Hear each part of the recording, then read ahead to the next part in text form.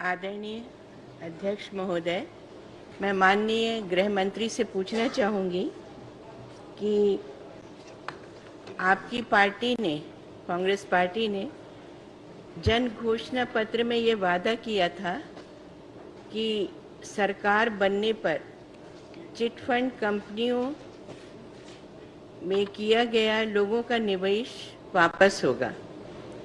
कुछ दिन पहले मुख्यमंत्री जी ने भी चिट फंड कंपनियों से में लोगों को लगाए हुए उनके पैसा वापस करने का दावा किया था। हालांकि वापस की गई राशि ऊंट के मुंह में जीरा जैसी है।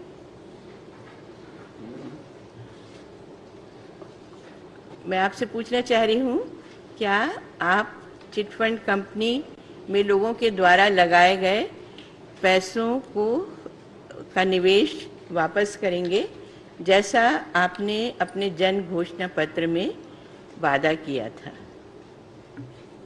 सम्माननीय अध्यक्ष महोदय, आदरणीय सदस्य का प्रश्न कुछ अलग है और जानकारी कुछ अलग। घोषणा पत्र में जो हम लोगों ने वायदे किए थे उसके अनुसार प्रक्रिया चालू है और उस प्रक्रिया के तहत राशि वापस भी की जा रही है, राजसात भी कर रहे हैं, कोर्ट में पेश भी किए हैं, तो प्रक्रिया चालू है और हम लोग वापस करते जा रहे हैं।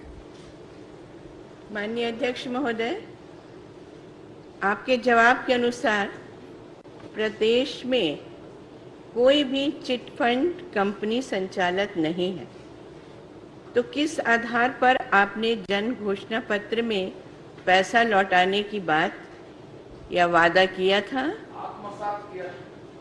जी, और किस आधार पर आदरणीय मुख्यमंत्री जी ने पैसा वापस करने का दावा किया है? क्या यह मात्र एक पब्लिसिटी स्टंट तो नहीं है जो छत्तीसगढ़ की जनता के साथ छलावा या उन्हें दिग्भ्रमित किया जा रहा है? सम्माननीय अध्यक्ष महोदय, न ही छलावा है न ही कुछ है, बल्कि पूरे भारतवर्ष में ऐसा नहीं हुआ है। हम लोग छत्तीसगढ़ में इसको संज्ञान में लेकर के छत्तीसगढ़ के एजेंट, छत्तीसगढ़ की जनता की राशि वापस हो उसको कर रहे हैं। रही सवाल घोषणा पत्र में एक शब्द चलता है chit fund company, chit fund company, chit fund company पैसा लगा रहे हैं, वो शब्द एक है, लेकिन कानूनन जो है जो चिट फंड कंपनी है उसका आपने जो प्रश्न किया है वो अलग प्रश्न है। आपने ये कहा है कि वर्ष 18 से छत्तीसगढ़ प्रदेश में निवेशक के रूप में कितनी चिट फंड कंपनियां संचालित थीं, कंपनियों के नाम सहित जानकारी देवें। आपका प्रश्न था, उसके उत्तर में मैंने कहा है कि वित्त विभाग की जानकारी अनुसार प्रदेश में चिट फंड अधिनियम 1982 प्रभावशील है। इस अधिनियम के प्रावधानों के अंतर्गत प्रदेश में कोई भी चिट फंड कंपनी अधिकृत रूप से पंजीकृत अथवा संचालित नहीं है। ये आपके प्रश्न का उत्तर है, पर अभी आप जो पूछ रहे हैं वो अलग चीज है, वो अलग, इससे उद्भूत भी नहीं होता है। अंतिम प्रश्न अध्यक्ष महोदय, सहारा इंडिया के खिलाफ आईपीसी की धारा 420 अर्थात धोखाधड़ी, 467/71 कूट रचित दस्तावेज, 120B आपराधिक षड्यंत्र के तहत राज्य पुलिस द्वारा अपराध क्यों नहीं दर्ज किया जा रहा है? क्योंकि SEBI, stock exchange board of India ने सहारा के से उन्होंने 20,000 करोड़ रुपया उधार दिया था और इसके लिए उनको सुप्रीम कोर्ट में सज़ा भी सुनाई गई और काफ़ी समय वो जेल में भी रहे। तो हमारी पुलिस इस बारे में क्यों इतनी निष्क्रिय है? क्या सहारा कंपनी को सहारा देके सरकार छत्तीसगढ़ के लोगों को बेसहारा करना चाहती है? और अंतिम प्रश्न ये मैं पूछना चाहती हूँ माननीय गृह मंत्री जी से कि मुख्यमंत्री जी और गृह मंत्री जी और सहारा और अन्य चिट फंड कंपनियों का ये रिश्ता क्या कहलाता है, कृपया सदन को बताएं।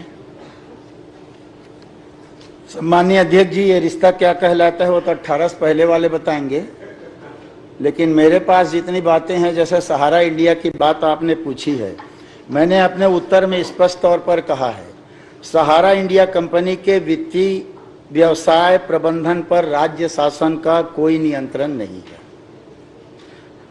जिस कारण निवेशकों के द्वारा जमा राशि और भुगतान की जानकारी दिया जाना संभव नहीं है। जो मामले कोई रिपोर्ट कर रहा है, उस पर हम एफआईआर कर रहे हैं। आप भी जानती हैं, सभी जानते हैं कि अलग अलग जो कंपनियां हैं अलग अलग व्यवसाय करती हैं अलग अलग प्रकार से। आप ही ने कहा सेबी, तो सेबी उस पर कार्यवाही करेगी, उसके अंदर वो पंजीकृत है। हमारे छत्तीसगढ़ शासन के अंतर्गत वो पंजीकृत नहीं है। और रिश्ता हमारे जानकारी में जो आ रहा है, हम लोग कार्यवाही कर रहे हैं, किसी भी गलत चीज को प्रश्रय नहीं दे रहे हैं, न ही माननीय मुख्यमंत्री जी, न ही गृह मंत्री जी, न ही छत्तीसगढ़ की सरकार किसी गलत काम करने वाले को प्रश्रय दे रही है। हाँ, चंद्राकर जी से पहले एक मिनट, माननीय कमलेश्वर पटेल जी जो मध्य प्रदेश के विधायक हैं, मंत्री रहे हैं, आज यहाँ उपस्थित हैं, हम लोग उनका स्वागत करते हैं। चंद्राकर जी। माननीय अध्यक्ष महोदय, माननीय गृह मंत्री जी ने जो उत्तर दिया, घोषणा पत्र एक दस्तावेज रहता है। ये पहली सरकार है जिसने राज्यपाल महोदया के अभिभाषण में कहा कि इसको हमने आत्मसात किया। जब वो राज्यपाल महोदय के भाषण में आ गया, मतलब वो शासकीय दस्तावेज हो गया।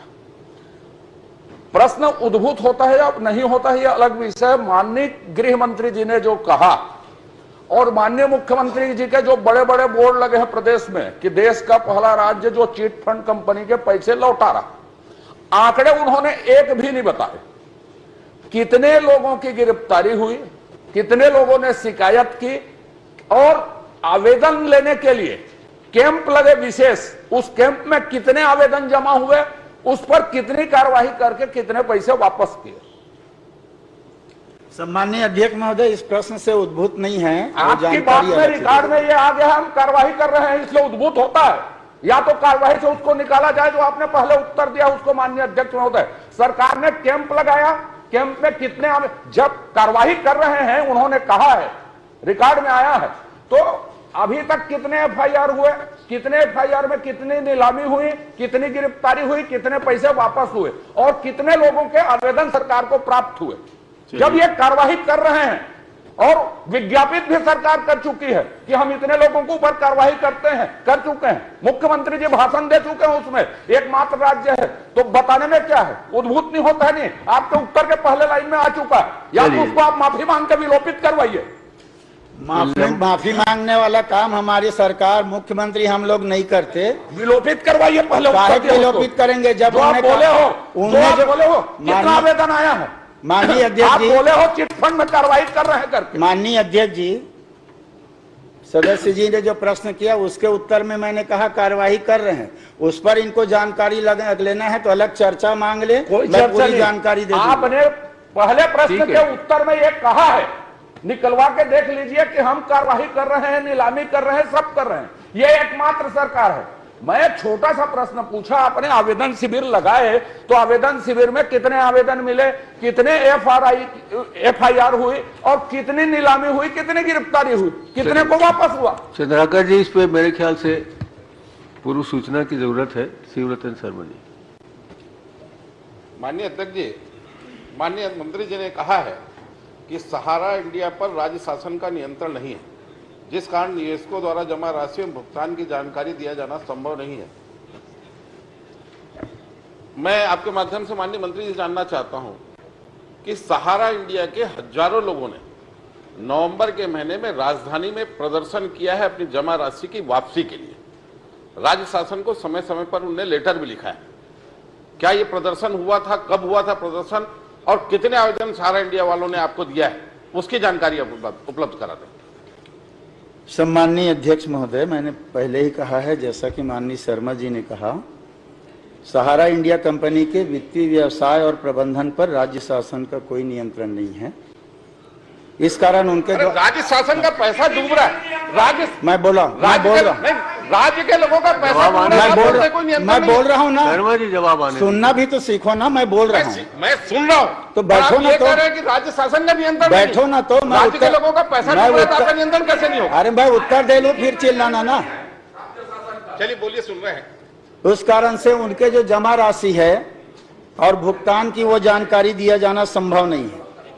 माननीय अध्यक्ष महोदय, आवेदकों ने हमारे पुलिस विभाग में जो आवेदन दिया उसमें 137 शिकायत अभी तक आई है और उस पर जांच चल रहा है। 4 में हम लोगों ने अपराध पंजीबद्ध किया है, राजनांदगांव में जांच चल रहा है, उसके बाद कार्रवाई होगी। अगर इनका वित्तीय नियंत्रण नहीं है, मान्य अध्यक्ष, अगर इनका सहारा इंडिया पे वित्तीय नियंत्रण नहीं है तो 4 में FIR आप पे कैसे करते हैं? आप इस बात का जवाब दीजिए। हमारा नहीं, आपके कथित, हाँ बोलिए। बोल तो रहा हूं ना, वित्तीय नियंत्रण नहीं है, ये भी कटु सत्य है। मैं बार बार दोहरा के कह रहा हूं कि राज्य शासन का इस पर वित्तीय नियंत्रण नहीं। और जानकारी के अनुसार जो बात आपने कहा है कि इनका सहारा इंडिया का अलग अलग जो बिजनेस होता है, जैसे सहारा इंडिया रियल एस्टेट, ये ROC कानपुर से है, सहारा हाउसिंग इन्वेस्टमेंट, ये ROC मुंबई से है, सहारा क्रेडिट कोऑपरेटिव सोसाइटी, ये multi state corporative society central registrar नई दिल्ली से, हमारे यहाँ से एक भी नहीं है। रही सवाल आपने जो कहा किस आधार पर आपने FIR किया, तो जो जानकारी FIR करने के लिए जो आवेदन देता है उसमें जो उनका वाक्य होता है अपराध की श्रेणी या कौन सी श्रेणी, उस आधार पर हम FIR लेते हैं।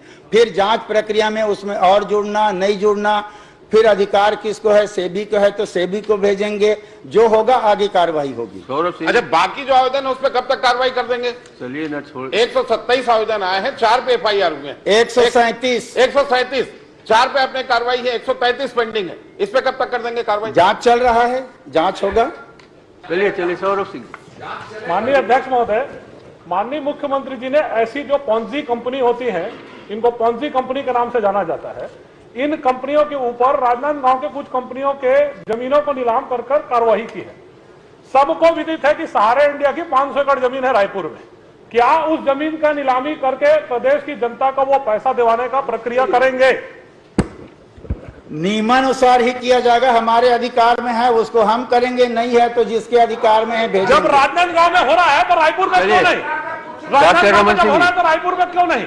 डॉक्टर रमन सिंह, जब राजनांदगांव में हो रहा है तो रायपुर में क्यों नहीं? कहाँ हो रहा है राजनांदगांव? आपने मुख्यमंत्री जी ने कहा है क्या हो रहा है? कंपनी के हम जमीन की नीलामी जो हमारे अंडर में है उसकी कर रहे हैं, पैसा दे रहे हैं, जो राज्य शासन के अंडर में जो है राज्य उसका कर रहे सरकार के हैं। अंडर में नहीं है, चलिए। जो राज्य सरकार के अंडर में नहीं है। सौरभ सिंह जी, नागरिकों का कोई पैसा खा जाए, हाँ, चिटफंड कंपनी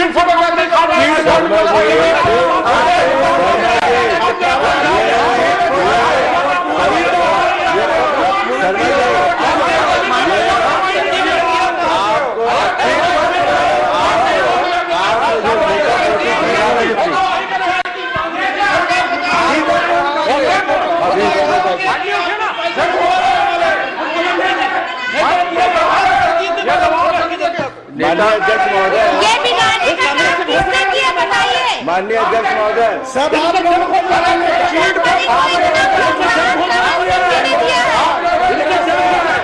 आप लोग करवाए उसको।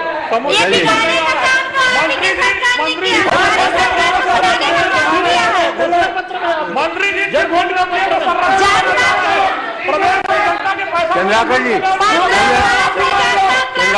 नेता प्रतिपक्ष बोल रहे हैं। बैठिए आप लोग। माननीय अध्यक्ष महोदय, नेता प्रतिपक्ष बोल रहे हैं आप लोग। ये तो ये बात हो गई, करे कोई भरे कोई।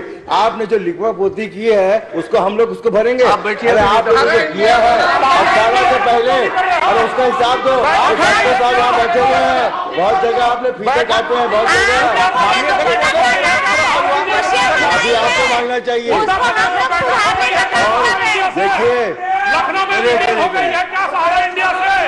सदन से माफी मांग लो, मैंने गलत लिख दिया घोषणा पत्र में, चिट फंड का पैसा वापस करूंगा कर। चलिए चंद्राकर जी, माफी मांगो, वापस कर रही है चंद्राकर जी, जर्सी गाय का क्या होगा? जर्सी गाय का क्या होगा? हम माफी मांग लेते हैं। हमको तो हाथ जनता ने यहाँ बिठा दिया ना, हमने नहीं किया तो हम स्वीकार कर लिए, अब आप माफी मांग लो, चिट फंड के पैसे लिए गलती से हो गया था। नेता प्रतिपक्ष को सुनिए ना। परेशान है, कंपनी के अंदर काम करने वाले कर्मचारी भी परेशान है, अधिकारी भी परेशान है, जिनका पैसा उसमें लगा है वो भी परेशान है और लगातार सबसे संपर्क कर रहे हैं। जब मंत्री जी राजनांदगांव में जमीन की नीलामी करके पैसा वापस कर सकते हैं तो रायपुर में 500 एकड़ जमीन है, उसकी नीलामी करके पैसा वापस क्यों नहीं कर सकते? तो मैं माननीय मंत्री जी से चाहूंगा कि जिस प्रकार से आपने राजनांदगांव में कार्रवाई की है उसी प्रकार से आप यहां के 500 एकड़ जमीन को उनके नीलाम करिए और नीलाम करने के बाद में जो लोग उसमें हैं उन सबका पैसा वापस करेंगे। तो माननीय मंत्री जी आप नीलामी कराएंगे और नीलामी करा के कब तक वापस कराएंगे?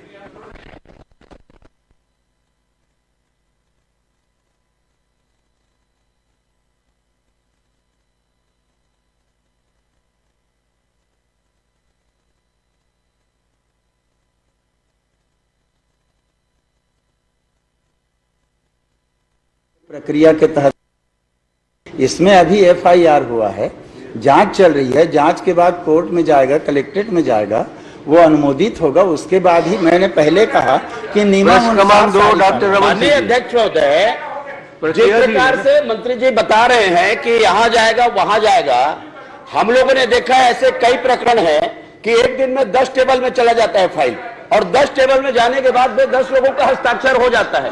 ऐसा उसको हनुमान जी के पूछ के तरह बढ़ा रहे हैं कि जैसे उसको यहां से जाएगा, वहां से जाएगा, हवाई जहाज से जाएगा, फिर पैदल जाएगा, तब कलेक्ट्रेट पहुंचेगा और कलेक्ट्रेट, अरे भाई कलेक्ट्रेट आपके अंदर में है, कलेक्टर यही है, कलेक्टर कोई छत्तीसगढ़ से बाहर नहीं है, आपके रायपुर में है, रायपुर में जमीन है, रायपुर में थाना है और इसलिए यदि कार्रवाई करने की नियत है तो उसमें समय सीमा आप बताएं और नई नियत है तो आपको बोलना चाहिए कि हमारी नियत नहीं है।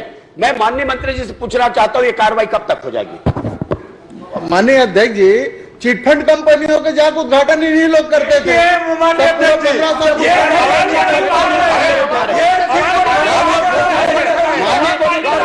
मंत्री लोग नहीं गए क्या बताओ?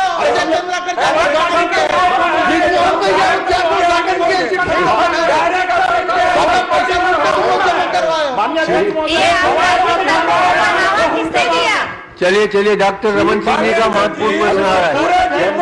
Doctor Raman Singh ji please, doctor Raman Singh please. Doctor साहब नहीं, जवाब तो है नहीं, केवल मैंने ये कहा कि सारे कोर्ट यही हैं, आपके कलेक्टेड यही है, थाना यही है, सब कुछ है, ये समय सीमा तो बता दे कि कब तक कार्रवाई होगी। मैं बता देता हूँ, अति 2 साल भी सरकार के कार्यकाल नहीं बचा है अध्यक्ष महोदय। मैं बता देता हूँ डॉक्टर रमन सिंह जी, अति शीघ्र बता दिया, वो बता दिया, हम सहमत है, नियंत्रण नहीं है। डॉक्टर रमन सिंह जी। माननीय अध्यक्ष महोदय, मेरा प्रश्न अध्यक्ष महोदय उपार्जन केंद्र से धान के उठाव से संबंधित है और मैंने एक रिपोर्ट मांगी है कि किस किस महीने में कितना धान राइस मिलों को दिया गया, कितना संग्रहण केंद्र में परिवहन कर को भंडारण हेतु दिया गया। इसके पीछे प्रश्न करने का कारण अध्यक्ष महोदय कि 2020-21 का प्रश्न अब 21-22 में आ गए। पिछले साल जितनी विसंगतियां थी, जितना अफरा तफरी था और उसकी वजह से करोड़ों रुपया का धान सड़ गया, उसका परिवहन नहीं हो पाया और परिवहन ना करने की वजह से सिर्फ और सिर्फ सरकार की गलत नीतियां थी और गलत नीतियों की वजह से किसानों का नुकसान ही नहीं, राज्य सरकार का या फूड डिपार्टमेंट का नहीं, ये नेशनल लॉस हुआ है। लाखों क्विंटल धान सड़ गया और उसका परिवहन नहीं हो पाया, अभी तक संग्रहण केंद्र से उठकर नहीं जा पाया। मूल विषय इस पे यही है कि पिछले साल की गलतियों को इस साल भी दोहराने का काम चल रहा है। मेरा छोटे छोटे 2-3 प्रश्न है अध्यक्ष महोदय। इसमें सबसे महत्वपूर्ण धान खरीदी नीति 2020-21 से संदर्भित ही प्रश्न है। धान खरीदी नीति 2020-21 के कंडिका 2.7 और 2.8 का उल्लेख करते हुए क्या उपार्जन की नीति और परिवहन की नीति थी, बस इस पे बता दें। माननीय मंत्री जी। बोले पहले कागज आ गए ऐसे शांत मंत्री गंभीर है। डॉक्टर साहब का प्रश्न तो जवाब दे पर लेना। देखिए उनको नाराज मत करिए, नहीं तो अंग्रेजी में उत्तर देंगे, फिर आपको समझ नहीं आएगा। संस्कृत में भी देंगे बोल रहे नहीं, अंग्रेजी में दे देंगे आप। शुक्ला जी से पूछ लेना। माननीय अध्यक्ष महोदय, माननीय डॉक्टर रमन सिंह साहब ने पूछा है कि छत्तीसगढ़ प्रदेश में कुल कितने धान उपार्जन केंद्र के बारे में पूछा है, और खरीफ सीजन 2021-20 में खरीदे गए धान का माहवार उठाव के बारे में पूछा गया है। इसके बारे में जानकारी स्पष्ट दिया हुआ है कि 2020-21 में 2311 उपार्जन केंद्र के माध्यम से धान खरीदी किया गया, और जो कस्टम मिलिंग के लिए धान उठा हुआ है समिति से 59,12,000 लाख मीट्रिक टन एवं संग्रहण केंद्र से 20 लाख मीट्रिक टन का उठाव हुआ है। और जिसके बारे में आप पूछ रहे हैं कि पिछले साल संग्रहण में जो परिवहन में जो दिक्कत आया, उसके बारे में सर्वविदित है कि महामारी के कारण, अवर्षा के कारण और केंद्र के द्वारा जो है हमको अनुमति देने में विलंब के कारण, ये सब कारणों से जो दिक्कत आई वो सर्वविदित है। माननीय अध्यक्ष महोदय, कहाँ का उत्तर कहाँ जा रहा है? बड़ा स्पेसिफिक प्रश्न है, कोई बहुत कठिन प्रश्न नहीं है, और बड़े ज्ञानी मंत्री हैं, सक्षम हैं और उनको सारी जानकारी होती है। सिंपल सवाल है, 2020-21 की धान खरीदी नीति की कंडिका 2.7 और 2.8 में किस किस बातों का उल्लेख है परिवहन की दृष्टि से, उपार्जन केंद्र के लिए और बफर स्टॉक के संबंध में, उसकी जानकारी मैं चाह रहा हूँ। बहुत छोटा सा विषय है, इसी परिवहन नीति की विषय है, 2020-21 का है, छोटा सा। इसके बाद इसमें से प्रश्न उठते हैं। 2.7, 2.8 की जानकारी दे देखिए अध्यक्ष जी, माननीय डॉक्टर रमन सिंह जी 15 साल तक मुख्यमंत्री थे, और जितना भी दिक्कत है पिछले उन्हीं के समय का है। आपने पिछले 15 सालों में किसानों के लिए कुछ नहीं किया। जीरो कितने साल हुआ था बता दीजिएगा। 15 साल सुन तो लीजिए, जब हम किए तो आज किसान खुश हैं। अरे ये प्रश्न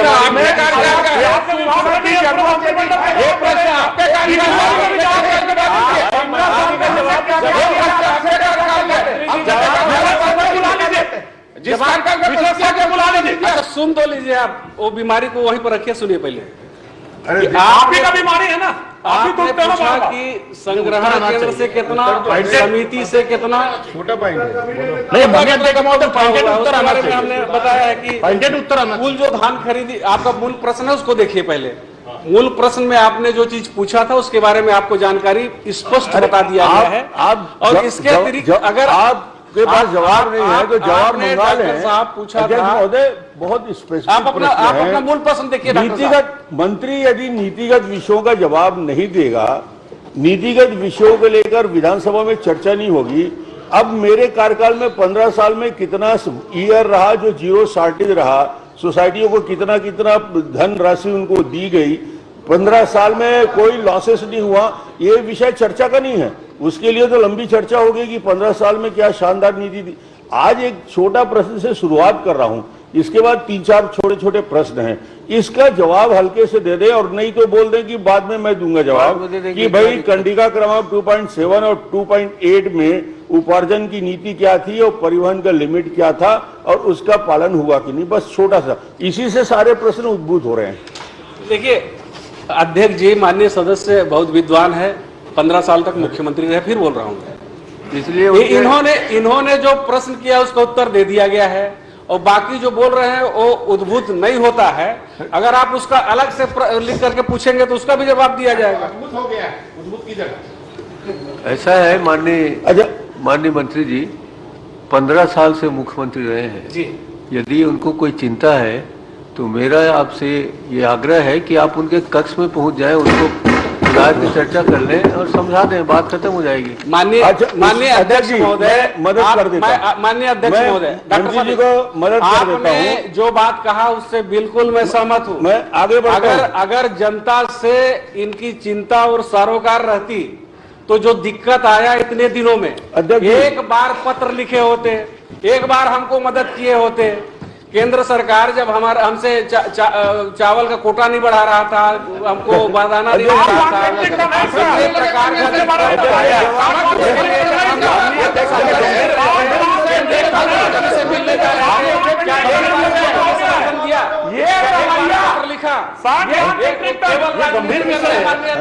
माननीय अध्यक्ष महोदय, माननीय अध्यक्ष महोदय, माननीय मंत्री जी इतने विद्वान हैं, कुछ पूछना तो पूछेंगे। माननीय मंत्री जी इतने विद्वान हैं कि कल दूसरे मंत्री के प्रश्न में तो पूरे जवाब दे रहे थे, लेकिन आज जब प्रश्न की बारी आई ना तो घिघी बन गई है। 15 साल कहां से आ गया? 15 साल कहां से आ गया? हमारे मंत्री अच्छा जवाब दे रहे हैं।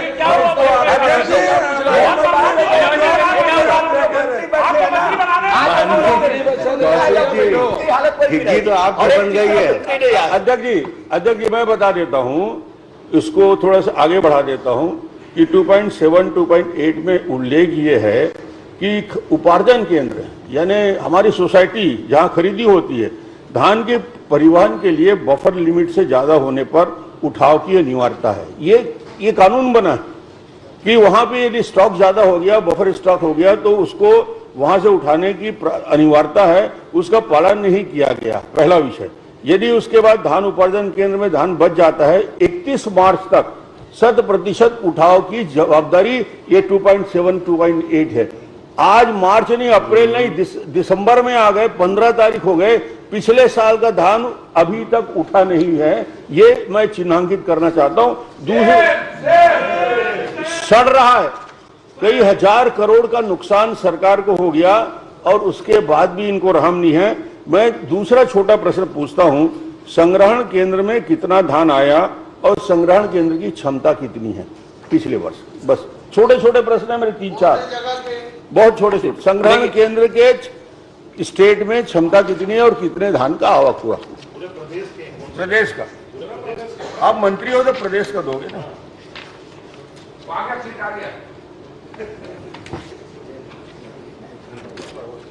माननीय अध्यक्ष महोदय, खरीफ विपणन वर्ष 2020-21 में कस्टम मिलरों द्वारा धान का उपार्जन के प्रारंभ से ही लगातार उठाव किया जाता रहा है। संग्रहण केंद्रों की भंडारण क्षमता के अनुसार ही धान का भंडारण किया जाता रहा है।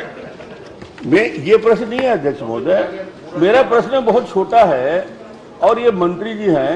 संग्रहण केंद्र की क्षमता, यदि संग्रहण केंद्र की मान लें उसकी क्षमता 35 लाख मीट्रिक टन है, जो है, मैं इनको बता देता हूं, उस 35 लाख मीट्रिक टन के अगेंस्ट में कितना संग्रहण हुआ, ये छोटा सा प्रश्न है।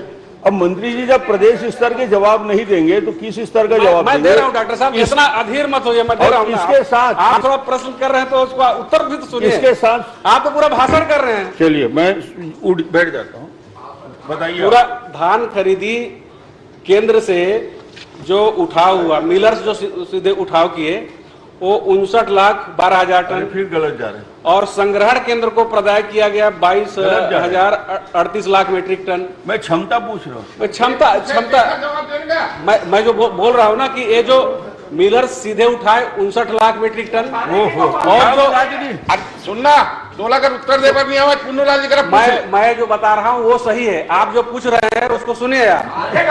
मैं बोल रहा हूँ कि 59 लाख सीधे मिलर्स उठाए और 22,38,000 टन संग्रहण केंद्र में गया। तो जो मिलर्स समिति से उठाए और शेष धान को संग्रहण केंद्र में जितना आया उसका क्षमता का क्या है, जो शेष बचा सब संग्रहण केंद्र में भेजे। इसका भी जवाब नहीं आ पाया। तीसरा, कितने प्रश्नों का जवाब नहीं देंगे मैं आगे बढ़ता जाऊंगा। जितना नहीं देंगे मैं आगे बढ़ूंगा, क्योंकि उसमें रुकूंगा तो आप समय नहीं दोगे। तीसरा छोटा प्रश्न, उससे भी छोटा है।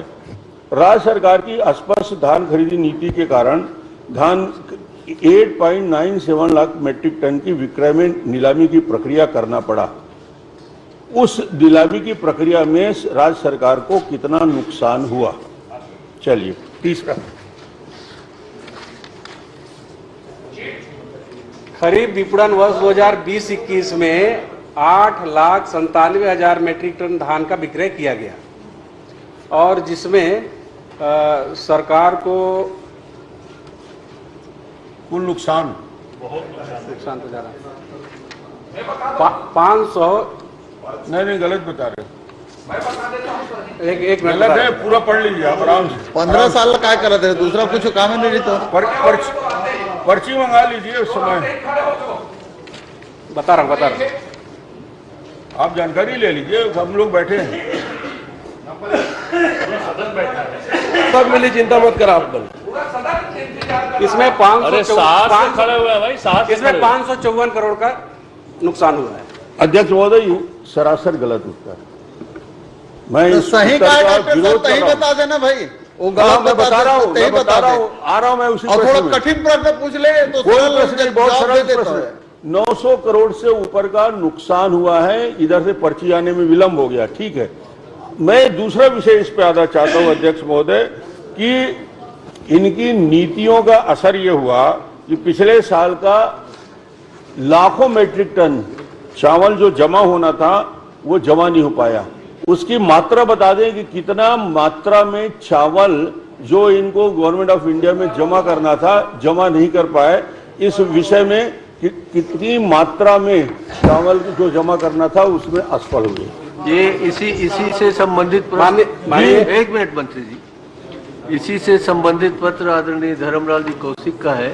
इन दोनों को समाहित कर ले। क्या चावल की बात आ गई धान से? डॉक्टर साहब का प्रश्न अलग है, मेरा उसमें अलग है, छोटा छोटा प्रश्न तो आप समाहित कैसे होगा? चलिए चावल क्या है, इससे भी छोटा छोटा प्रश्न है, मैं लंबा प्रश्न नहीं करूंगा। डॉक्टर साहब आप बैठेंगे तब तो बताऊंगा। आपने चावल जमा करने की जानकारी चाहिए है तो भारतीय खाद्य निगम में 24 लाख मीट्रिक टन जमा करना था, जिसको 22,38,000 टन चावल जमा हो गया है। 1,62,000 टन चावल जमा होना शेष बाकी है।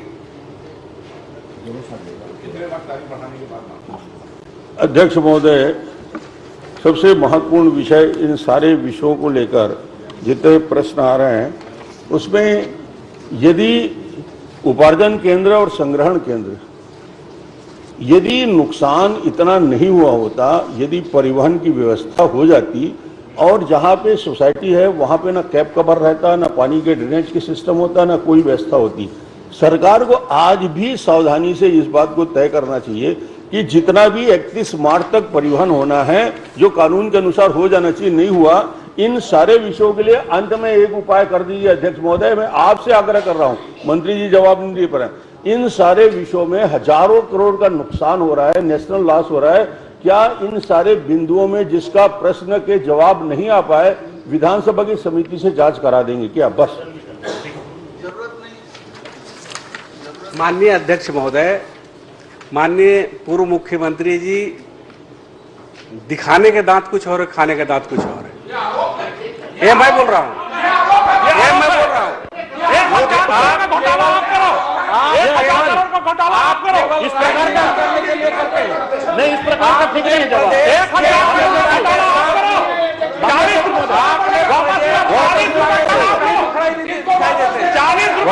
केंद्र सरकार जब हमारे साथ सौतेला सदन की कमेटी बनवा दीजिए, जांच करवा। केंद्र सरकार कभी भी हम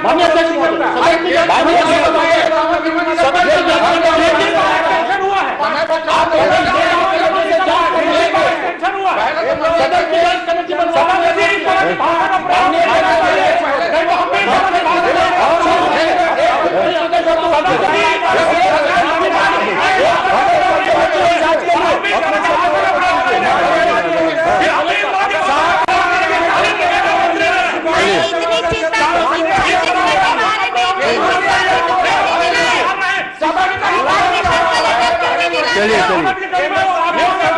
मैं कर दे।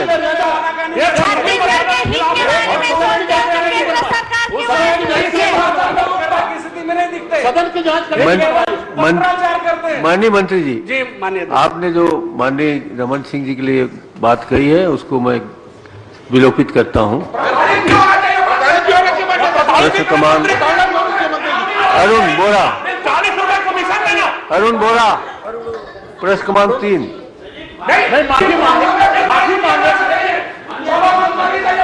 माफी मांगे प्रयोग करेंगे, हम भी भाषा का प्रयोग करेंगे, हम भी भाषा का प्रयोग चालू करते हैं। मैंने तो हसन कितना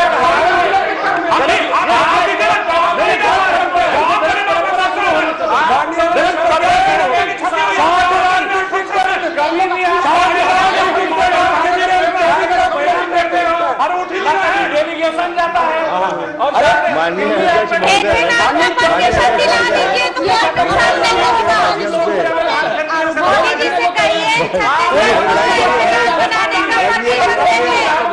माननीय अध्यक्ष महोदय, सच्चाई को भी स्वीकार करना चाहिए। बोरा जी, आप बोरा जी आप अपने प्रश्न। जी माननीय अध्यक्ष महोदय, मैं माननीय मंत्री जी से जानना चाहता हूँ, मैं विचार करूँ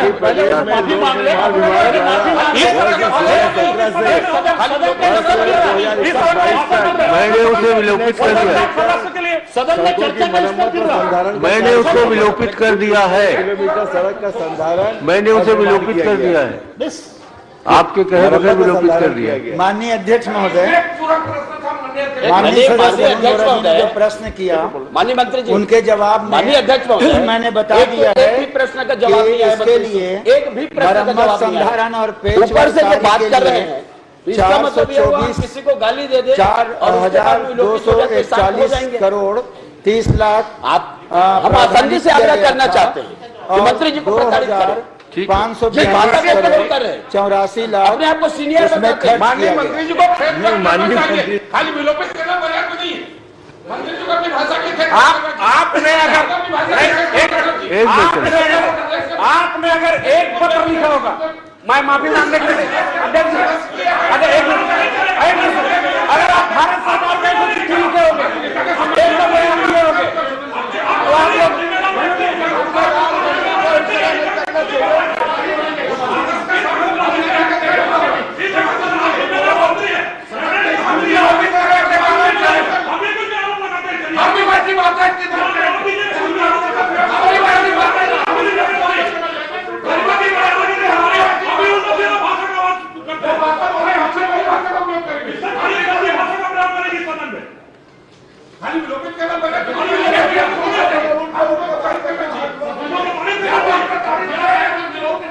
इसमें हाथी के दांत दिखाने का अलग होते हैं, खाने के मुहावरा है।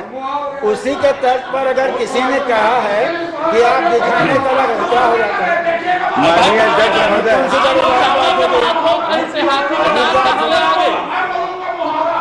चंद्राकर जी, चंद्राकर जी, चंद्राकर जी, माननीय अध्यक्ष महोदय, माननीय अध्यक्ष महोदय, माननीय अध्यक्ष महोदय, चंद्राकर जी, चंद्राकर जी, उसके लिए केंद्र सरकार जिम्मेदार है। हमारा छत्तीसगढ़ का चावल नहीं ले रहा है। मैं आप लोगों इसके लिए जिम्मेदार कौन है? केंद्र सरकार आप लोग अगर चावल केंद्र सरकार को लिखे हो क्या? आप लोग अगर केंद्र सरकार चावल नहीं ले रहा, माननीय अध्यक्ष महोदय, छत्तीसगढ़ का चावल, माननीय मंत्री जी, आप लोग का शर्त मानने के लिए तैयार। माननीय मंत्री जी, इतना नुकसान की आप लोग जिम्मेदार कुछ सिर्फ केंद्र सरकार है। परमिशन दिला दीजिए, सब ठीक हो जाएगा। एक मिनट शांत माननीय रहिए। अध्यक्ष महोदय, आपत्तिजनक शब्दों को तो मैंने विलोपित कर दिया है अपने आप ही, और ये खेद व्यक्त करने का मामला माननीय मंत्री जी के विवेक पर है। मैं चाहता हूं वो अपने विवेक का इस्तेमाल करें, और आप लोग जो माननीय अध्यक्ष महोदय, मैंने तो केवल इतना ही कहा था कि आप लोग जितना बात करते हैं, कभी कभी किसानों के पक्ष में बयान भी दे दिया करें, चिट्ठी भी दे दिया करें। केवल दिखावा के लिए अगर आप लोग करते हैं, मेरा कहने का संदर्भ यही था। और अगर मेरी बात से पीड़ा हुई है तो मैं उसके लिए मैं खेद व्यक्त कर दीजिए। आप बोल दिए तो हो गया, खेद व्यक्त करते हैं। चलिए ठीक, आप बोलना है ना, अध्यक्ष के आदेश में अगर बोल दे।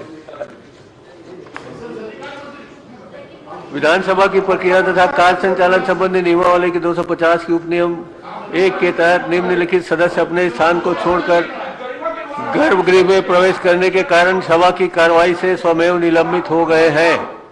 धर्मलाल जी कौशिक, डॉक्टर रमन सिंह जी, पुन्नूलाल मोहले, अजय चंद्राकर जी, नारायण चंदेल, शिवरतन शर्मा, सौरभ सिंह जी, डमरूधर पुजारी, रजनीश कुमार सिंह और श्रीमती रंजना दीपेंद्र साहू।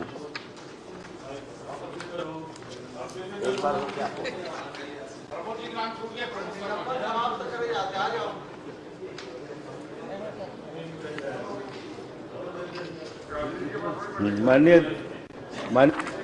हाँ माननीय अध्यक्ष जी एक थोड़ा व्यवस्थक प्रश्न ये है कि इन लोगों को मना करिए, गांधी जी के पास रोज जाते हैं, गांधी जी परेशान हो गए हैं। ठीक है, अब फिर वहीं जा रहे हैं, आप प्रतिबंध लगाइए उनको। चलिए बोरा जी आप माननीय बोरा जी आप ये बता दो। मैं हिम्मत नहीं हार रहा हूँ। नहीं मैं ये पूछ रहा हूँ। हाँ जी, मैं पूछ रहा हूँ। मंत्री जी, गांधी जी केवल आपके थोड़े, गांधी जी तो सबके। आपका घर, आपके घर से माननीय गृह मंत्री जी की घर की दूरी कितनी है? वॉक डिस्टेंस है, बिल्कुल लगा वही है। तो फिर आप लोग आके प्रश्न उत्तर वही कर लिया करो, यहाँ क्यों समय ले रहे हो? कुछ चलिए मंत्री जी जवाब दीजिए। फिर भी एक औपचारिकता मैं पूछ लेता हूँ माननीय मंत्री जी से। माननीय सदस्यों का निलंबन समाप्त करता हूँ, कृपया कार्यवाही में भाग लें। माननीय मंत्री जी, मैं माननीय अध्यक्ष महोदय से माध्यम से आपसे जानना चाहता हूं कि प्रदेश में लोक निर्माण विभाग द्वारा जी माननीय अध्यक्ष महोदय, हम आज के प्रश्नावली में अमरजीत भगत माननीय मंत्री जी के जितने प्रश्न हैं उसमें किसी भी प्रश्न में हम प्रश्न नहीं करेंगे। अब मैं खेद व्यक्त बेचारा कर दिया है, मैंने भी उसको विलोपित कर दिया था, अब आगे प्रश्न चल रहा है, उसको छोड़िए। चलिए माननीय गृह मंत्री का उत्तर सुनिए। आप भी उनको बेचारा कह रहे हैं। संसदीय कार्य मंत्री बैठे हैं, सबसे सीनियर सदस्य मौन बैठे हैं इतनी बड़ी घटना पे। प्रदेश के पूर्व मुख्यमंत्री के लिए उन शब्दों का उपयोग हुआ और आपकी शांति। अब 2 मिनट आप बैठ जाइए, फिर मैं बोलूं। किस बात को इंगित करती है? थोड़ा बैठ जाइए, थोड़ा। मैं एक मिनट अजय जी माननीय अजय जी, आज के किसी भी प्रश्न में हम भाग नहीं लेंगे। अजय जी, माननीय अध्यक्ष जी, डॉक्टर रमन सिंह जी इस प्रदेश के 3 बार मुख्यमंत्री रहे हैं। व्यक्तिगत जीवन में हम सब लोग उनका बहुत सम्मान करते हैं, आपसे भी ज्यादा। लेकिन डॉक्टर साहब प्रश्न कर रहे थे तो माननीय अजय जी, आप ये उम्मीद क्यों करते हैं कि उत्तर आपके अनुसार आएगा? आदरणीय अमरजीत भगत जी से डॉक्टर साहब ने पूछा कि घाटा कितना हुआ, और वो आंकड़ों का खेल है। उनने जो बताया वो उनकी जानकारी जिधर से आया उधर उसके अनुसार बताया। डॉक्टर साहब को जो जानकारी थी डॉक्टर साहब ने बताया। बात को घुमाइए मत, आप बात को घुमाइए मत। अब आप सुन तो लीजिए। नहीं, आप बात को घुमा रहे। विषय क्या था, उस विषय पे बोलिए ना। आंकड़ों की बात कीजिए भाई। संसदीय मंत्री को बोलने दीजिए। आपत्ति उस शब्द पे। मैंने पहले लाइन में कहा डॉक्टर साहब का आपसे ज्यादा हम सम्मान करते हैं। आपको हम उनके किसी भी प्रश्न में भाग नहीं लेंगे। माननीय चंद्राकर जी, ये तो पूरा आपकी उपस्थिति में माननीय चंद्राकर जी, मर्यादाएं तार हुई। माननीय चंद्राकर जी, अध्यक्ष जी, एक मिनट, इन्होंने कोई नया शब्द का उपयोग किया है, मैं जानना चाहता हूं। उनने मिश्री भैया कहा है, इसका क्या अर्थ होता है? नहीं तो नहीं, वो असंसदीय नहीं है। आपने मिश्री भैया कहा नहीं है, असंसदीय नहीं, असंसदीय नहीं। तुरंत माफी मांग लूंगा। नहीं, मिश्री भैया किसको कहा है? नहीं, मिश्री तो गला को साफ करता है। नहीं, किसको कहा आपने? जिसमें शक्कर से ज्यादा विधानसभा में मिश्री होती है। तो भाई साहब की शक्कर से ज्यादा मिश्री तो गला को साफ करता है। आपत्ति है, अगर उनको आपत्ति है हमारे मिश्री भैया का, हम लोग कुछ नहीं करेंगे। हम कई बार माफी मांग लेंगे। नहीं, जाके चरण छूट माफी मांग लो। चलिए। नहीं, माननीय अजय चंद्राकर माननीय मंत्री जी, जो है उनका कामराज राउत साहू हम लोग जी, बंद कर दिए। आपको जवाब देना है। माननीय मंत्री जी, अध्यक्ष महोदय प्रश्न नहीं कर पाए अभी तक। दे चुके हैं, प्रश्न करिए जल्दी से। 11:45 हो चुके हैं, प्रश्न करिए। मैं माननीय अध्यक्ष महोदय, मैं माननीय मंत्री जी जानना चाहता हूं कि 2016 से 2022 तक प्रदेश में कितनी सड़कों का संधारण और मरम्मत कितने किलोमीटर किया गया? ये तो घर जाके पूछने का प्रश्न, इस अवधि में दुर्ग विधानसभा की कितनी ये सड़कों का प्रश्न सम्मिलित तो किया गया? घर जाके पूछने का प्रश्न है। आप विधानसभा का उपयोग गलत कर रहे हैं। चलिए जवाब। सम्माननीय अध्यक्ष महोदय, उनके प्रश्न का उत्तर मैं दे चुका हूं सम्माननीय सदस्य का। उन्होंने सिर्फ इतना पूछा है, वर्ष 16-17 से 21-22 तक लोक निर्माण विभाग, लोक निर्माण स्टेट हाईवे सड़कों की मरम्मत, संधारण, पेच वर्क के लिए कितनी राशि प्रावधानित की गई और कितनी खर्च की गई। तो मैंने बता दिया 4,241 करोड़ 30 लाख राशि प्रावधानित की गई और 2,542 करोड़ 84 लाख की राशि खर्च की गई। माननीय अध्यक्ष महोदय, ये तो आप राशि बता रहे हैं, कितने किलोमीटर का मैं जानना चाहता हूं। और दुर्ग विधानसभा में कितनी सड़कों का संधारण और मरम्मत शामिल किया गया? दुर्ग विधानसभा में 6 मंत्री हैं, उस हिसाब से किया गया होगा। प्रश्न क्रमांक 4 नेताम जी। माननीय एक छोटा सा प्रश्न और है माननीय अध्यक्ष महोदय, मैं माननीय मंत्री जी से जानना चाहता हूं कि प्रदेश में कितने स्टेट हाईवे हैं? स्टेट हाईवे के अंतर्गत कुल कितने किलोमीटर की सड़कें हैं? संतराम जी। सम्माननीय अध्यक्ष महोदय, प्रश्न अलग है और ये कितना किलोमीटर क्या मैं मैंने पहले ही पूछा ना कि आपका घर उनके घर में कितना अंतर है, एक दूसरे को वहीं गुदगुदाली कीजिए। चलो नेताम जी।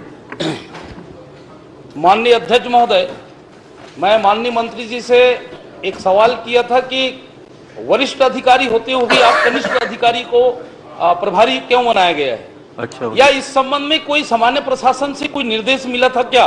तो उन्होंने बोला कि कोई सामान्य प्रशासन से निर्देश नहीं मिला। तो मैं जानना चाहता हूं मंत्री जी से कि ऐसे क्या मजबूरी थी कि आप 29 अधिकारी वरिष्ठ होने के बाद भी आप कनिष्ठ अधिकारियों को बनाए हैं? माननीय मंत्री जी। सम्माननीय अध्यक्ष महोदय, माननीय सदस्य के प्रश्न के उत्तर में मैंने स्पष्ट कह दिया है, जैसा कि उन्होंने खुद कहा कि विभाग का या सामान्य प्रशासन विभाग का इस पर कोई निर्देश नहीं है, कोई आदेश नहीं है। विभागीय कार्यवाही के संचालन के लिए वरीयता के आधार पर, उपयुक्तता के आधार पर हम लोग समय समय पर, जैसे किसी का ट्रांसफर हुआ तो हम लोग वहाँ जो है उसको प्रभार दे देते। ये प्रभार है सर, पदस्थी पूर्ण रूपेण नहीं है, तो ये व्यवस्था के अंतर्गत ये किया जाता है। और कोई बात? माननीय अध्यक्ष महोदय, मैं माननीय मंत्री जी से जानना चाहता हूं कि लोक निर्माण के 78 अधिकारियों के विरुद्ध में विभागीय जांच लंबित है। उक्त 78 अधिकारियों का किस वर्ष से जांच लंबित है? यदि लंबित है तो क्यों लंबित है और क्या कारण है? अगर जानबूझकर कोई जांचकर्ता अगर लंबित बता रहा है तो उसके ऊपर क्या कार्रवाई करेंगे आप? सम्माननीय अध्यक्ष महोदय, जांच दूसरे विभागों में होता है, हमारे विभाग से भी होता है, एसीबी ईओडब्ल्यू में, तो उसका कारण तो मैं नहीं बता पाऊंगा क्योंकि वो विभाग में रहेगा। लेकिन जांच में लंबित रहते हुए भी जब तक निराकरण ना हो जाए तब तक कि उसको प्रभार देने में कोई बात नहीं होती अध्यक्ष जी, उसको दिया जा सकता है। अध्यक्ष महोदय, मैं जितना भी ये 78 लोगों का आपके पास रखा हूं, वो सारे विभागीय जांच आज भी लंबित है।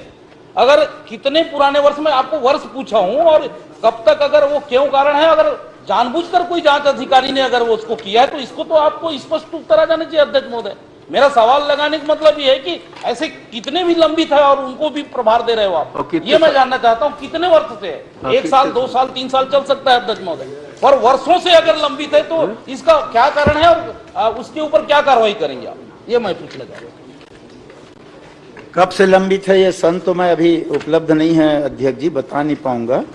लेकिन जो है प्रकरण में है, कार्यवाही प्रचलन में है, कार्यवाही होने के बाद पूरा डिटेल जैसे मांगे हैं, तारीख कब से है तो बता दिया जाएगा। पर अलग अलग है, जो 2 एसीबी ईओडब्ल्यू में जो है वो 78 नहीं है, मात्र 41 लोग हैं और बाकी विभागीय जांच है। अध्यक्ष महोदय, मेरा अंतिम प्रश्न है, उसके बाद मैं प्रश्न नहीं कर पाऊंगा। विभाग के 60 अधिकारी अध्यक्ष महोदय, जो ईओडब्ल्यू तथा एसीबी में ये जो जांच चल रही है अध्यक्ष महोदय, तो मैं पूछना चाहता हूं मंत्री जी से कि कितने अधिकारियों के खिलाफ में न्यायालय में चालान पेश हो चुका है, ये मैं जानना चाहता हूं। न्यायालय में चलान वाली जानकारी के प्रश्न में नहीं था अध्यक्ष जी, ये चल रही है, उसकी जानकारी उनने पूछा था, वो मैंने दी। चलिए चंद्रा जी।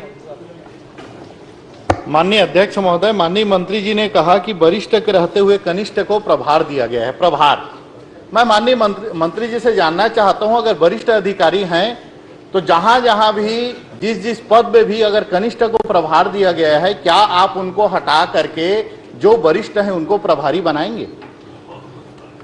सम्मानीय अध्यक्ष जी, हमारे विभाग की सतत प्रक्रिया है, जैसे अभी प्रमोशन कर रहे हैं हम लोगों ने। एसी से चीफ इंजीनियर किया तो उसमें बहुत सा परिवर्तन आया, पदस्थ किए उनके जगह में, प्रभारी हटे। फिर ई से हमने एसी में प्रमोशन किया तो फिर वो जो प्रभार हटे और उनके जगह पोस्टिंग होती गई। अभी हम लोग प्रमोशन कर रहे हैं असिस्टेंट इंजीनियर एई से ई का, उसका भी ऑर्डर होने वाला है, तो स्वयं वो पदस्थी होती जाएगी और हटते जाएंगे। चलिए धन्यवाद। माननीय अध्यक्ष महोदय, जितने दिन आदरणीय धर्मलाल जी कौशिक, क्या आप वरिष्ठ को प्रभारी माननीय धर्मलाल जी कौशिक, आपका प्रश्न क्रमांक 5। माननीय अध्यक्ष महोदय, गतिरोध समाप्त नहीं हुआ है और मंत्री जी के सारे उनके जो विभाग से संबंधित जो कार्रवाई में हम लोग भाग नहीं लेंगे और मैं प्रश्न नहीं करना चाहता। उनका तो पौनी पसारी बंद कर दिया गया है। माननीय खाद्य मंत्री जी द्वारा प्रस्तुत शब्दों को मैंने विलोपित कर दिया है और माननीय मंत्री जी ने खेद भी व्यक्त कर लिया है। उसके बाद अब सदन में उपस्थित रहकर प्रश्न करना उचित संसदीय परंपरा नहीं है। अतः मेरा सदस्यों से अनुरोध है कि प्रश्न पूछकर उन्हें जो संसदीय अधिकार प्राप्त हैं उसका जनहित में उपयोग करें। नहीं, प्रश्न क्रमांक 6 नरेंद्र साहू जी।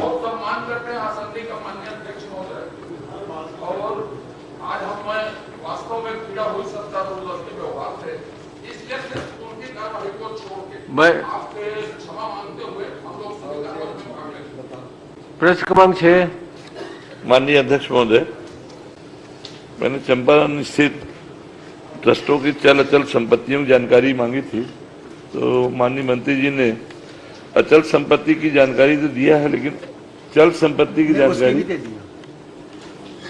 माननीय साहू जी, चल संपत्ति तो चलते रहता है ना, अचल की दे सकते हो। पंजीकृत ट्रस्ट का तो रिकॉर्डेड रहता है माननीय अध्यक्ष महोदय। चलिए, साथ ही मैंने यह भी पूछा है कि जो अपंजीकृत ट्रस्ट है, श्री महाप्रभु जी महाराज सर्वाकार विजयवन लाल जी महाराज, ये अपंजीकृत ट्रस्ट अभी तक संचालित है कईयों सालों से, जिसका पंजीयन नहीं हुआ है। और माननीय अध्यक्ष महोदय, दोनों ट्रस्टों के द्वारा काफी बड़े पैमाने पर अचल संपत्ति की बिक्री की गई है। क्या जितनी भी जमीनों की बिक्री की गई है उसको शासन से या कलेक्टर से विधिवत बिक्री पूर्व अनुमति उन्होंने ली है या शासन के द्वारा प्रदान की गई है, ये जानकारी दें। सम्माननीय अध्यक्ष महोदय, मूलतः ये जो प्रश्न है राजस्व विभाग से संबंधित है और पिछले 2-3 बार माननीय विधायक महोदय राजस्व से पूछ चुके हैं। अभी जानकारी लेकर के जो चल अचल संपत्ति की बात है, मैं माननीय विधायक जी से कहना चाहूँगा कि निश्चित तौर पर जो बिंदु है जहाँ गलतियाँ हुई हैं, ऐसा आपको लगता है उचित नहीं है ऐसा लगता है, तो वो प्रश्न मुझको दे दें, मैं कलेक्टर एसडीएम जिनसे भी होगा मैं तत्काल उसकी जानकारी आपके समक्ष करवा दूंगा। माननीय अध्यक्ष महोदय, मेरा माननीय मंत्री जी जांच का आश्वासन दे रहे हैं, उनको धन्यवाद देता हूं, लेकिन मैं इसमें उल्लेख करना चाहूंगा कि सुप्रीम कोर्ट के आदेश के मुताबिक किसी भी ट्रस्ट की मंदिर की जमीन किसी भी परिस्थिति में बेचने का उनको अनुमति नहीं है। जबकि ये 2008, 2011, 12 तक लगातार अभी तक बिक्री चालू है इसका। तो इस पर मैं चाहूंगा कि जांच कराकर इसकी बिक्री को सब निरस्त करें। दूसरा, इसमें जिस जमीन का उल्लेख किया गया है, खसरा नंबर 738/2, 738/3, 2.4 हेक्टेयर, ये जमीन भी पिछले सत्र में मेरे ही प्रश्न के जवाब में हमने दिया, ये घास जमीन दर्ज है। वो घास जमीन को भी कूट रचित करके ट्रस्ट ने अपने नाम पर करा लिया और उसको दूसरे के नाम पर फिर उसको बिक्री कर दिया है। तो इस प्रकरण की भी जांच करा करके उसको वापस शासन के पक्ष में उसको नहीं दर्ज कराएंगे क्या? अध्यक्ष जी, मैंने इसीलिए विनम्रता पूर्वक कहा कि पिछले 2-3 बार के जो प्रश्न, अभी के प्रश्न सबको समाहित करते हुए कलेक्टर एसडीएम के सामने इसकी पूरी बैठक करके जांच करा के उस पर बिल्कुल जो नियमानुसार है कार्यवाही की जाए। बहुत बहुत धन्यवाद आपको। डॉक्टर शिवरतन जी, श्री शिवरतन शर्मा। माननीय अध्यक्ष महोदय, शिवरतन शर्मा, माननीय अध्यक्ष महोदय, बहुत छोटा सा प्रश्न है। माननीय अध्यक्ष महोदय, जो अपंजीकृत ट्रस्ट है, अभी तक पंजीयन नहीं किया, उस पर भी उसको रोक लगाए, उसको भी कर दीजिएगा। अध्यक्ष जी, पंजीयन वो एसडीएम करते हैं, कलेक्टर हमारे विभाग से संबंध, इसीलिए तो 20-25 साल से पंजीयन ही नहीं कराया ना उसने। मैं इसीलिए उत्तर आपको दे रहा हूँ ना, वो एसडीएम और कलेक्टर इसके अधिकारी हैं अध्यक्ष जी, मेरा विभाग नहीं है। फिर भी आप विस्तृत जांच के आदेश मैं बोल दिया हूँ अध्यक्ष जी। आप कह दीजिए विस्तृत जांच करा दिया अध्यक्ष जी, मैं पहले ही बोल। शिवरतन शर्मा, रंजना दीपेंद्र साहू, प्रश्न क्रमांक 8। प्रश्न क्रमांक 9 आशीष कुमार छाबड़ा, अनुपस्थित। प्रश्न क्रमांक 10, प्रश्न क्रमांक 11, प्रश्न क्रमांक 12 भुवनेश्वर जी, आप पूछ रहे हैं ना? जी हाँ, कि आप इधर जा रहे हैं। जी, आदरणीय अध्यक्ष महोदय, मैंने मंत्री जी से पूछना चाहा था कि जिले में कितने धान संग्रह केंद्र हैं और कितने में पक्का चबूतरा बना है। तो मंत्री जी का जवाब मेरे पास आ गया है, मैं उससे संतुष्ट हूं। मैं और मंत्री जी को धन्यवाद दूंगा कि नवीन धान खरीदी केंद्र बनाने से हमारे किसानों को जो पूर्व में जो समस्या होती थी, उस समस्या से हम लोगों को निजात मिली है। मैं इसलिए मंत्री जी को धन्यवाद देता हूँ। चलिए, बहुत बहुत धन्यवाद। अमितेश जी का प्रश्न है क्रमांक 13। जल्दी पूछिए, समय कम है।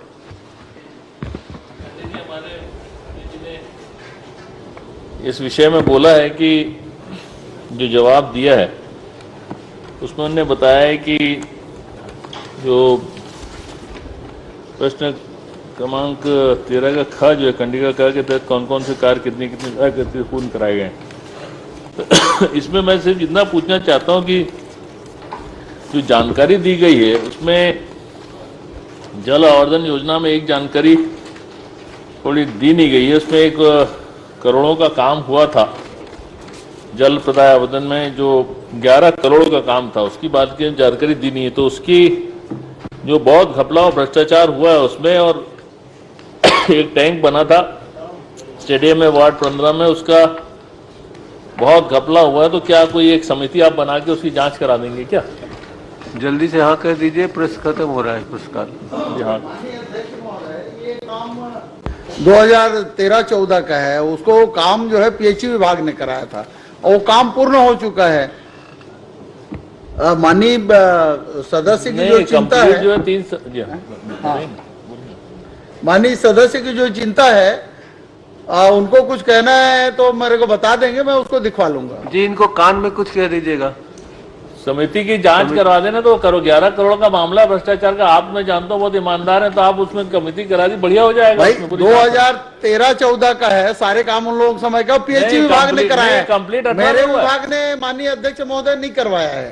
शिव भैया, आपके समय में कार्यकाल में खत्म हुआ है ना। मैं माननीय सदस्य से प्रणाम।